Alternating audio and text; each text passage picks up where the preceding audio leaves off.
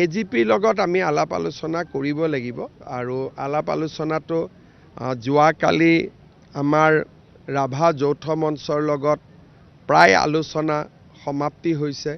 BPF দলৰ লগতো 28 তাৰিখৰ আগতে আমি আলোচনা কৰি ল'ম। লাহে লাহে আমাৰ ফাইনেলাইজেশ্যনখিনি হোৱাৰ ৰাস্তাত গৈ আছে।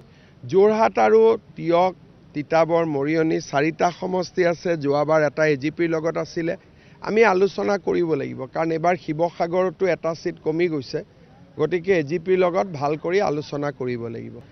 নতুন মুখটো অবভিয়াছলি আহিব, মই ক'লেও আহিব নক'লেও আহিব কাৰণ MLAতকৈ এবাৰ সিট বেছি। আমাৰ MLA আছে 63টি সিট, আমাৰ কাৰণে ভাল সিট আছে 103। গতিকে 40খনটো নতুন মুখ আহিবই আহিব, সেইটোতো দেখা দেখি কথা।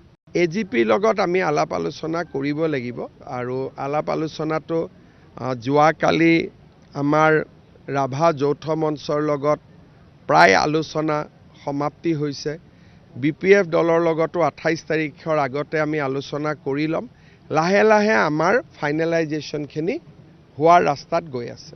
যোৰহাট আৰু তিয়ক, তিতাবৰ, মৰিয়নি 4টা সমষ্টি আছে। যোৱাবাৰ এটা এজিপিৰ লগত আছিলে। আমি আলোচনা কৰিব লাগিব কাৰণ এবাৰ শিৱসাগৰতো এটা সিট কমি গৈছে। গতিকে এজিপিৰ লগত ভাল কৰি আলোচনা কৰিব লাগিব। নতুন মুখটো অবভিয়াছলি আহিব, মই ক'লেও আহিব নক'লেও আহিব কাৰণ MLAতকৈ এবাৰ সিট বেছি। আমাৰ MLA আছে 63টি সিট, আমাৰ কাৰণে ভাল সিট আছে 103।